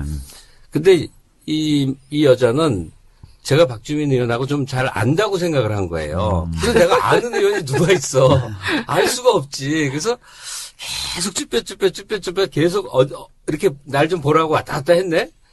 근데 박주민 의원은 너무 주위 사람하고 바쁘고 쳐다도 안 봐. 예. 그래서 이렇게 인사를 싹 했는데도 안 받고 뭐 계속 그랬어. 그래서 집사람한테 너무 창피했었다는. 그래서 유감이라는. 예. 그 유감은 정말 유감이고. 너무 엉뚱한 얘기다. 유감은 유감이고 어떻게 생각해요? 의정활동. 뭐 내용까지 자세히는 모르지만 사람의 신망을 이렇게 받는다는 건요 그냥 이루어지지 그렇죠. 않습니다. 그러니까 우리가 세월호라는 거 가슴 아파하면서도 그 긴 세월 동안 그래도 누군가에 의해서 제일 먼저 떠오르는 건 아무래도 이제 유족들인데 그 누군가에 의해서 이것이 불씨가 꺼지지 않고 왔다고 할 때 어떤 상징적 존재가 돼 있거든요. 박주민 의원이. 그러니까 그것이 그 국회의원 당선까지 이어지면서 뜻 변치 않고 왔다는 것 때문에 대통령에 대한 수사는 철저히 하겠지만 재벌과 관련된 부분은 약할 것이다. 박영수 특검이 원래 그런 평가를 좀 받았던 분이고요. 그래서 그런 시선을 좀 가지고 있었는데 의외로 삼성의 합병을 정조준해서 지금 수사를 하고 있거든요. 그래서 일단은 좀 우려보다는 기대를 좀 지금 가지고 있는 상황입니다. 예. 특검이 이제 과제가 많이 있는데 그래도 핵심의 핵심은 뇌물죄 입증 아니겠어요? 맞습니다. 어떻게 예. 전망을 하십니까? 지금 삼성 합병 관련된 부분 그리고 그것을 통해서 지금 삼성이 그것을 위해서 지원했다라는 것을 가지고 열심히 수사하고 있고 생각보다 좀 이 부분에 대해서 빠르게 그리고 원칙적인 모습으로 수사하고 있거든요. 그래서 좋은 결과도 있을 것 같다는 생각이 드는데 근데 사실은 뚜껑 열어봐야 돼요. 수사해봤더니 없더라 이렇게 할 수도 있거든요. 그러니까 이제 뭐 내가 특검이라면 이런 생각을 누구나 해보잖아요. 저도 해보고 그것이 정말 뭐 여러 가지 걸리지 않고 그냥 옳은 생각만 한다면 뭐냐면 난 두 가지 목표가 있는 것 같아요. 하나는 박근혜라는 존재가 기소돼서 구속되는 모습을 보게 하는데 기여하는 그 목. 그건 뇌물죄죠. 근데 반드시 뇌물은 쌍벌죄니까 준 사람이 있어야 뇌물이 성립되니까 그럼 준 사람이 누구냐? 여러 재벌이 있지만 결국은 이재용으로 집약될 수밖에 없어요. 네. 왜냐하면 가장 많은 돈을 지원했죠. 정유라를 200억 지원해서 뭐 모든 걸 가장 그러니까 비리에 근접해서 활동하고 딴 데는 좀 뜯겼다 하는 모습이 좀 더 많아 보여요. 근데 삼성은 정반대거든. 그러면 제가 이재용한테 무슨 개인 원한이 있을 리는 없고 뭐냐면 특검 특별검사 나이만 하더라도 이제 세상 걱정할 만한 나이 아니에요. 그럼 뭐냐면 한국이란 나라가 경제 성장을 했다고 그러는데 3세, 4세 경영 나오니 정말 개판이 되는구나. 요새 동국제강 사건 한번 보면 기가 막히지 않아요? 3세, 4세에서 벌어지는 3세 오너는 지금 뭐 하고 있었냐면 해외 원정 도박 다니고 앉았고 그 아들 4세는 바로 이제 아버지가 잡혀 들어가 있으니까 물려받아야 되는 그 상황에서 술집 난동 피우고 앉았단 말이에요. 근데 그런 사람들이 경영자야. 그러니까 1대 2대까지는 괜찮은 사람들이 하거든. 잘난 놈들이 경쟁 속에서 비비고 이겨냈거든. 근데 3대에서부터는 정말 안 되겠구나. 그러니까 정말 우리나라가 살아남고 앞으로도 어떻게 좀 국가가 경제 규모가 존속이 되려면 3세 경영이 불가함을 입증해야 된다. 그러려면 이재용이 잡아 넣는 거예요. 그러면 내가 이재용이 또 돼보는 거야. 그러면 더럽고 치사하고 머리 아파서 못 해먹겠다. 그러면 원칙대로 가는 거 있잖아. 지분율만큼 행사해서 소유주로 남는 거. 경영할 수 있는 사람들이 얼마든지 시스템이 존재하잖아요. 그렇게 돼서 전 세계가 다 그러하듯이 재벌 체제가 해체되는 과정을 우리 특검이 단초를 열어줄 수 있다고. 근데 그것도 대비한 것 같아. 청문회 나와서 하는 거 보면 일단 이재용은 다 모른다 그랬거든요. 뭐 정유라한테 지원해주고 또 모른다, 최순실도 모른다 이렇게 얘기했고 또 아니 뇌물죄 해도 밑에 놈이 들어가는데 유력한 뭐 장 모시기 밑에 놈. 더불어민주당 공식 팟캐스트 진짜가 나타났다 시즌 3 6번째 방송 2부 시작하겠습니다. 1부에서는 김용익 전 의원이 나왔다 가셨고요. 2부에서는 거지갑 의원, 은평갑의 박주민 의원 모셨습니다. 자, 박수! 어서오세요. 감사합니다. 바쁘시죠, 요새? 요즘에 뭐 소추 위원단에도 속해 있고, 그 다음에 뭐, 좀 국민 홍보단, 촛불 홍보단, 거기 간사도 맡고 있고, 등등등 해서 조금 일을 많이 하려고 하는 편입니다. 네. 이 일을 본인이 많이 하려고 한다 그랬는데 주위 평가가 일을 많이 한다 그런 것 같아요. 네. 인정하는 것 같고 우리 뭐 19대 때 최민희 의원도 일 열심히 한 의원 중에 한 명이었는데 일 열심히 한 의원이 보기에 20대 박주민 초선 어떻게 보세요? 아니, 입장이 바뀌었어요. 네. 19대 때는 우리 세월호 국조할 때 밖에서 가족들하고 계속 있으셨어요. 그리고 우리를 감시하는 쪽이고 째려보는 쪽이었다면 제가 지난번에 만나서 그랬어요. 그때 나 째려본 거 후회하시죠? 우리가 얼마나 진짜 힘들었는지 이제 알 것 같죠? 그랬더니 뭐라 그러냐, 입 벌리고 그러고 갔어. 쉽지 않더라고요. 정치권에 직접 들어와보니까. 네. 어때요? 김평론가님은 박주민 의원의 활약상 어떻게 보십니까? 유감이 많죠. 유감이에요? 네, 어떤 점이? 예. 뭐냐면 진실남의 문제점인데 가식이 너무 없으면 그런데 지금 의정활동 물어본 거죠? 네. 전혀 딴 얘기예요. 네. 제가 그 촛불 집회 9차례 개근을 집사람이랑 이제 하는데 한 전저번쯤에 이렇게 하다 보니까 우연히 사람이 참여연대에서 뵀죠. 예, 소변이 마려운데 거기가 참여연대인지도 몰랐어요. 예. 화장실 찾아 들어가서 이제 있는데 제 처가 너무너무 이제 좋아하는 한 서너 명 중에 한 분이 박주민 의원이에요. 네. 막 세월호 시민 단식에도 앉아 있고 그랬기 때문에 이 처가 막 이 여자가 열렬이거든요. 그러니까 박주민이 딱 보이네. 그러니까 너무 반가워하고 싶지만 그 수많은 사람들이 다 막 친하다고 안다고 괴롭힐 테니까 그러지를 못하거든요. 근데 이 여자는 제가 박주민 의원하고 좀 잘 안다고 생각을 한 거예요. 그래서 내가 아는 의원이 누가 있어. 알 수가 없지. 그래서 계속 쭈뼛 계속 이렇게 날 좀 보라고 왔다 갔다 했네. 근데 박주민 의원은 너무 뒷사람하고 바쁘고 쳐다도 안 봐. 예. 그래서 이렇게 인사를 싹 했는데도 안 받고 뭐 계속 그랬어. 그래서 집사람한테 너무 창피했었다는. 그래서 유감이라는. 예. 그러니까 유감은 정말 유감이고. 너무 엉뚱한 얘기다. 유감은 유감이고 어떻게 생각해요? 의정활동. 뭐 내용까지 자세히는 모르지만 사람의 신망을 이렇게 받는다는 건요 그냥 이루어지지 않습니다. 그러니까 우리가 세월호라는 거 가슴 아파하면서도 그 긴 세월 동안 그래도 누군가에 의해서 제일 먼저 떠오르는 건 아무래도 이제 유족들인데 그 누군가에 의해서 이것이 불씨가 꺼지지 않고 왔다고 할 때 어떤 상징적 존재가 돼 있거든요. 박주민 의원이. 그러니까 그것이 그 국회의원 당선까지 이어지면서 뜻 변치 않고 왔다는 것 때문에 우리가 이 정치는 이 세상에 가장 혼탁한 것을 대변하면서 인간 마음이 좋은 세상, 선한 세상에 대한 의지가 또 절반이 섞여 있는 거예요. 근데 정치 영역의 선한 쪽의 상징인물처럼 박주민 의원이 돼 있는 것 같아요. 그래서 내 생각엔 참 살기가 불편할 것 같아. 사람은 여러 가지 요소가 섞여 있기 때문에 그 선한 상징이 돼버리면 그렇죠. 나쁘거든. 그러면 제가 이재용한테 무슨 개인 원한이 있을 리는 없고 뭐냐면 특검 특별검사 나이만 하더라도 이제 세상 걱정할 만한 나이 아니에요. 그럼 뭐냐면 야 한국이란 나라가 경제성장을 했다고 그러는데 3세, 4세 경영 나오니 정말 개판이 되는구나. 요새 동국제강 사건 한번 보면 기가 막히지 않아요? 3세, 4세에서 벌어지는 3세 오너는 지금 뭐하고 있었냐면 해외 원정 도박 다니고 앉았고 그 아들 4세는 바로 이제 아버지가 잡혀 들어가 있으니까 물려받아야 되는 그 상황에서 술집 난동 피우고 앉았단 말이에요. 근데 그런 사람들이 경영자야. 그러니까 1대 2대까지는 괜찮은 사람들이 하거든. 잘난 놈들이 경쟁 속에서 비비고 이겨냈거든. 근데 3대에서부터는 정말 안 되겠구나. 그러니까 정말 우리나라가 살아남고 앞으로도 어떻게 좀 국가가 경제 규모가 존속이 되려면 3세 경영이 불가함을 입증해야 된다. 그러려면 이재용이 잡아 넣는 거예요. 그러면 내가 이재용이 또 돼보는 거야. 그러면 더럽고 치사하고 머리 아파서 못 해먹겠다. 그러면 원칙대로 가는 거 있잖아. 지분율만큼 행사해서 소유주로 남는 거.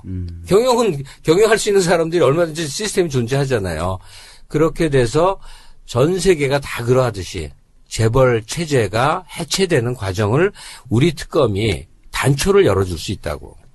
근데 그것도 대비한 것 같아. 청문회 나와서 하는 거 보면 일단 이재용은 다 모른다 그랬거든요. 뭐 정유라한테 지원해주고 또 모른다, 최순실도 모른다 이렇게 얘기했고 또 아니 뇌물죄 해도 밑에 놈이 들어가는데 유력한 뭐 장모식이 밑에 놈이 들어갈 텐데 제대로 한다면 정말 이번엔 이재용이를 넣어야 돼요. 그래서 징역 살게 해야만 모든 면에 있어서 한국 경제, 한국 사회 전체가 건강해지는 이 단초가 열리는데 특검이 그런 용기를 낼 수 있나? 근데 박주민 의원님, 홍완선 기금운용본부장이 이게 문영표 지시로 내가 국민연금 합병 찬성하게 했다. 이렇게 이제 증언을 했단 말이죠, 발언을. 번복한 거죠. 원래는 번복한 거죠. 그렇죠. 지금 그 정경련 관련해서는 이승철 부회장의 번복이 결정적이었고 이번엔 홍완선이 그렇게 얘기한 게 결정적인 거거든요. 그리고 문영표가 긴급 체포됐잖아요. 그런데 이런 상황에서도 다 뒤져보니까 없더라가 나올 수 있나요? 그러니까 다 결론은 열려 있다고 저는 봐요. 다 뒤져봤고 철저하게 원칙적으로 국민들 보기에도 정말 원칙적으로 수사를 한 뒤에 결론 1 없다. 뒤져봤더니 없다. 결론이 있긴 있던데 말씀하셨던 사장단 정도에서 결정됐더라. 결론 3 이재용 회장도 관여됐더라. 왜냐하면 대통령 독대를 했었으니까. 세 가지 결론이 저는 다 열려 있다고 보거든요. 검찰의 특성은 이렇다 그러더라고요. 특검도 아마 예외는 아닐 것 같이 보여지는데 수사를 다 한대요. 특히 중요한 사건은. 그 다음에 이제 깔 때 수위를 조절하죠. 정치적 고려를. 네. 그래서 할 수 없이 그럼 촛불 들어야 되는 게 그 계속 촛불을 드시잖아요. 탄핵되고 또 드시잖아요. 60만이 계속 나와요. 60만이 최저치인가 봐. 나오는데 이유가 뭐냐? 믿을 놈이 없다 이런 얘기예요, 세상에. 그럼 제가 이제 보니까 특검은 좀 믿을만 한 것 같아요. 그러면 약간 마음이 돌아서 믿을만 한 것 같다. 그랬다가 다시 그래도 나가야 돼요. 근데 60만이 유지된다는 게요. 보면 누가 나오라고 해서 나오지 않았거든. 그러니까 그 촛불 광장에 나오는 사람들은 대부분 다 자기 책임감들이 있어요. 내가 이 촛불을 들지 않으면 정말 여기까지 왔는데 어떻게 무산될지 몰라. 헌재가 무슨 위주로 했죠. 거기에서 집중된 질문이 있기 때문에 거기에 능한 사람들 위주로 뽑았다 이렇게 말을 하는데 일리 있는 일 아니에요? 오랫동안 추적해왔던 분들 중심으로 구성된 건 맞습니다. 가령 안민석 의원 같은 사람은 준비가 7, 8년이 된 사람이에요. 그러니까 그런 사람 중심인 게 자연스럽지 않았나? 또 국정감사에서 교문위가 열일을 했기 때문에 그 연장선상에서 아마 했다고 보고요. 뭐 조금 아쉬운 건 있습니다만은 자, 아니 근데 그 얘기는 거듭거듭 해야 되는데 자꾸만 청문회를 수사기관으로 생각을 해요. 그렇지 않죠. 아니에요. 그거는 검찰이 할 일이고 청문위원들은 뭐냐면 국민을 대신해서 질문을 하는 데 의미가 있다고. 그 질문을 통해서 우리가 어떤 문제가 있었는지를 재확인을 해서 또 하나는 우리가 분노에 맞이하는 사람들을 정말 면전에서 보게 된단 말이에요. 그거죠. 거기에 만족을 해야 되는데 자꾸 맹탕 청문회 이런 얘기하면 아주 화가 나더라고. 아니, 굉장히 성과가 많은 청문회였는데. 그 맹탕 청문회라는 말을 하는 사람들은 그거는 이제 또 다른 의도를 갖고 하는 거예요. 보수측들이 그렇게 표현을 하더라고요. 그런 거고 이번에 그 분노를 자아낸 거 있잖아요. 엄청난 분노를. 우병우가 나타나서. 이게 분노 게이지를 높인 것도 성과예요. 아니, 그리고 또 국민들에게 얼마나 범국민 귀염둥이 이완영 의원 같은 경우 얼마나 위로를 줬어요. 얼마나 즐겁냐고. 새누리는 저렇구나. 그러니까 검찰 수사를 국민들이 절대 쳐다볼 수가 없으니까 이게 국정조사를 통해서 저 사람들이 어떤 대답을 하는지 또 어떤 자세를 갖고 있는지 보는 것 그 자체만으로도 중요한 거겠죠. 자, 특검 얘기 잠깐 했었는데요. 특검이 처음에 출범할 때 우려 섞인 이야기가 없지 않아 있었습니다만. 맞습니다. 지금 하는 거 보면 굉장히 지금 잘하고 있다. 영화 같아요, 영화. 아주 잘 만들어졌는데 그게 정의가 실현되는 드라마틱한 영화 같아요. 이번에 문영표 전 복지부 장관을 긴급 체포했습니다. 막 짜릿했어요. 그때 국민들도 박수 보내고 했었는데 박주민 의원은 특검의 수사 지금 계속 하고 있습니다만은 중간 평가. 처음에는 말씀하신 대로 저도 우려를 가지고 봤거든요. 특히 이제 박근혜 대통령에 대한 수사는 철저히 하겠지만 재벌과 관련된 부분은 약할 것이다. 박영수 특검이 원래 그런 평가를 좀 받았던 분이고요. 그래서 그런 시선을 좀 가지고 있었는데 의외로 삼성의 합병을 정조준해서 지금 수사를 하고 있거든요. 그래서 일단은 좀 우려보다는 기대를 좀 지금 가지고 있는 상황입니다. 특검이 이제 과제가 많이 있는데 그래도 핵심의 핵심은 뇌물죄 입증 아니겠어요? 맞습니다. 어떻게 전망을 하십니까? 지금 삼성 합병 관련된 부분 그리고 그것을 통해서 지금 삼성이 그것을 위해서 지원했다라는 것을 가지고 열심히 수사하고 있고 생각보다 좀 이 부분에 대해서 빠르게 그리고 원칙적인 모습으로 수사하고 있거든요. 그래서 좋은 결과도 있을 것 같다는 생각이 드는데 근데 사실은 뚜껑 열어봐야 돼요. 수사해봤더니 없더라 이렇게 할 수도 있거든요. 그러니까 이제 뭐 내가 특검이라면 이런 생각을 누구나 해보잖아요. 예. 저도 해보고 그것이 정말 뭐 여러 가지 걸리지 않고 그냥 옳은 생각만 한다면 뭐냐면 난 두 가지 목표가 있는 것 같아요. 하나는 박근혜라는 존재가 기소돼서 구속되는 모습을 보게 하는데 기여하는 그 그건 뇌물죄죠. 근데 반드시 뇌물은 쌍벌죄니까 준 사람이 있어야 뇌물이 성립되니까 그럼 준 사람이 누구냐?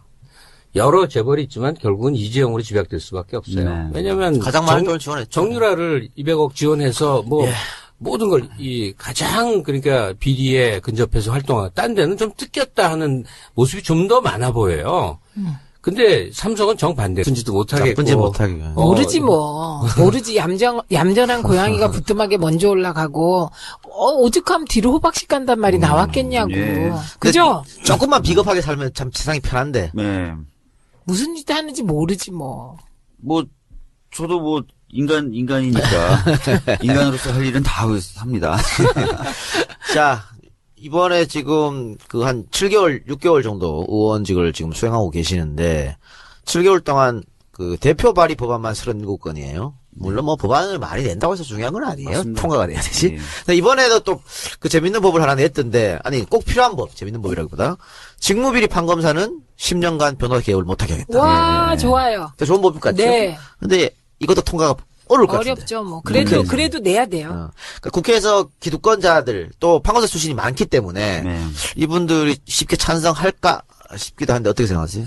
근데 최근에 이제 비리법조인들에 대한 국민적 분노가 굉장히 높아져서요. 예.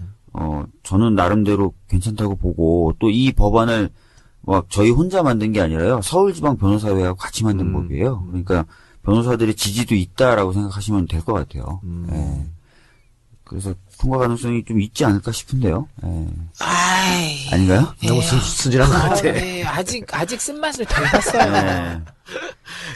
제가 KBS 청문회법이랑 몇 가지 언론개혁 입법 수정안 통과시킬 때 정말 쓴맛 많이 봤어요. 그거 안 될 뻔했어요. 이것도 어쨌든 법안이 올라가면 법사위 통과되는 거 아니에요? 맞습니다. 법사위 통과 가능할 것 같아요?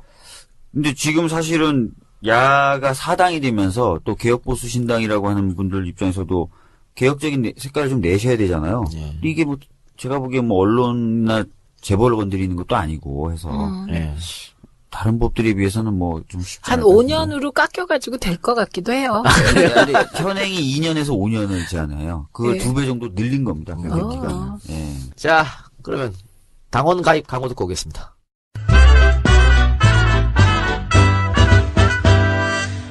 어서 와줘요. 세상을 바꾸는 강한 정당 더불어민주당의 당원이 되어주십시오.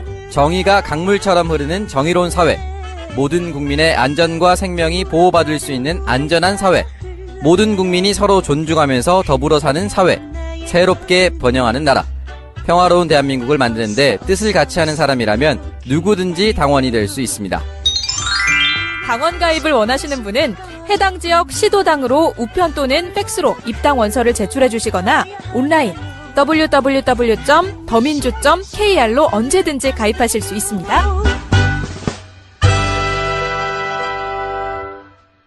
네. 며칠 전에 네티즌 자로 세월 X라는 영상을 공개했습니다. 8시간이 넘는 다큐멘터리인데 굉장히 공을 들여서 만들었다고 하는데 박지원 의원님 혹시 보셨습니까? 저는 솔직하게 말씀드리면 못 봤어요. 이게 8시간이 넘는다 그래서 지금 최근에 좀 시간을 그 정도 내기가 좀 어려서 축약본들이 좀 있어요. JTBC 스포트라이트도 안 보셨어요? 그것도 미처 못 봤어요. 어쨌든 이렇게 네티즌들이 움직이는 것은 너무 답답하기 때문에 그런 거죠. 세월호 의혹이 다 밝혀지지 않았다는 거. 그 핵심 중에 하나가 빨리 선체가 인양되는 것인데. 맞습니다. 연말까지는 가능하다고 여러 번 제가 들은 것 같은데 또 한 해가 넘어가 버렸습니다. 언제쯤 된다고 얘기를 들었어요? 지난주에 저희 이제 당 세월호 특위위원들이 팽목에 내려갔다 왔었습니다. 그래서 현장에서 이제 상하이 셀비지라는 인양업체 사장으로부터 브리핑도 받고 또 감리업체인 영국 TMC사로부터도 브리핑을 받았는데요. 현재 그 TMC, 즉 감리 회사의 이야기로도 공정의 80%는 끝났다. 가장 어렵다고 얘기됐던 선미와 선수 부분의 리프팅빔 삽입 작업이 다 끝났습니다. 그래서 말로는 일기만 좋으면 언제든지 들어올릴 수 있는 상태다. 근데 1월, 2월이 그 사고 해역이 굉장히 날씨가 안 좋은 시기입니다. 그래서 3월부터 들어올리기 시작할 거고, 근데 일기는 4, 5, 6월에 계속 좋아지거든요. 그래서 실제 성공은 4월쯤이 되지 않을까 이렇게 본다고 그러더라고요. 빨라도 4월입니까 그러면? 예. 근데 박주민한테 물어보고 싶은 게요. 그 자로 동영상 안 보셨어도 상관없는데 네. 자로가 인터뷰 통해서 한 말이 그거예요. 핵심이. 내가 이러이러한 문제 제기를 했다. 네. 그러니까 이건 정부 발표랑 아주 배치가 되지 않느냐. 그렇죠. 그게 의미하는 바는 초보적인 조사도 제대로 안 된 거다. 네. 그래서 내가 이걸 하는 이유는 강력한 제2 특조위. 제2의 세월호 특조위가 만들어지기를 맞습니다. 원해서 그런 거다. 네네. 거기에 대한 민주당의 대응은 어떤 거예요? 지금 아시다시피 이제 기존 세월호 특조위의 기간을 연장하는 법안을 당론으로 채택해서 입법화 시도를 했다가 농해수위에서 다 안건조정위원회로 회부돼 버렸습니다. 새누리당의 안건조정위원회로 잡아버리는 바람에요. 그래서 이런 정식적인 방법, 일반적인 방법으로는 통과할 수 없다고 생각해서 지금 패스트 트랙을 써서 지정을 했어요. 지난주에 또 지정을 한 건데, 금요일 날, 가습기 살균제 관련된 진상규명과 세월호 참사에 대한 진상규명을 합쳐서, 사회적 재난에 대한 진상규명을 하는 위원회를 만드는 식으로 해서, 환노위에서 패스트 트랙을 지정했습니다. 그래서, 최초의 신속처리 안건 지정이거든요. 국회 선진화법 도입한 이후에 거의 한 4년 가깝게 제도가 존속했지만, 한 번도 신속처리 안건 지정을 해본 적이 없는데, 신속처리 안건 지정을 해서 시간이 좀 걸립니다. 330일 걸리지만 본회의에 상정되고 이제 통과되면 굉장히 강력한 기존의 특조위보다 훨씬 더 강력한 특조위가 출범할 수 있는 기반은 만들어놨습니다. 근데 위원회라고 표현하셨는데 무슨 상설 기구가 만들어진 거예요? 예, 3년을 기간으로 하는 지금 세월호 특조위와 같은 기구가 탄생되는데 기존의 특조위에 비할 바 없이 강력한 권한을 갖고 있는 특조위가 출범하게 됩니다. 본회의 통과 요건은 어떻게 돼요 그러면? 본회의에서는 과반 수면 되는데요. 과반 참석, 과반 찬성이에요? 예. 근데 신속처리 안건 지정했으니까 본회의까지는 시간만 지나면 당연히 상정이 됩니다. 330일. 330일.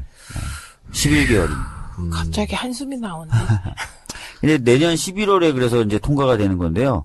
아까 말씀드렸던 것처럼 인양은 4월에 될 가능성이 큽니다. 그렇기 때문에 패스트 트랙을 걸어놨지만 손 놓고 있을 수는 없고요. 협상을 통해서 좀 시기를 앞당길 수 있도록 최선의 노력을 또 다해야 되는 과제가 근데요, 있어요. 이게 만약에 정권 교체가 되면 네. 그 11월을 기다릴 필요 없이 그렇죠. 정부 차원에서 특별법. 예, 특별법 정부가 해도 되죠. 행정부가 하는 거지. 정부가 그냥 정부가 정부 해버려도 산하의 돼요. 기구를 만들어서 그냥 해버리면 되죠. 예. 예. 그러니까 길이 네. 있어요. 그럼요. 예. 그러니까 이제 세월호가 왜 침몰했는지 그 원인 밝히는 것도 중요하고 또 하나는 대통령이 7시간 동안 도대체 무엇을 했느냐 이걸 밝히는 것도 중요한 것 같고 이것도 다 지금 특검으로 넘어가는 상태죠. 대통령 7시간은. 대통령 7시간은 지금 국정조사 및 특검에서 수사 대상 및 조사 대상으로 삼고 하고 근데 있죠. 왜 이번에 국조 안 들어가셨어요? 저한테 그런 질문을 하시는 분들이 많은데요. 저한테는 제안이 안 들어왔었어요. 근데 뭐 근데 제가 듣기는 그 교문위라고 교문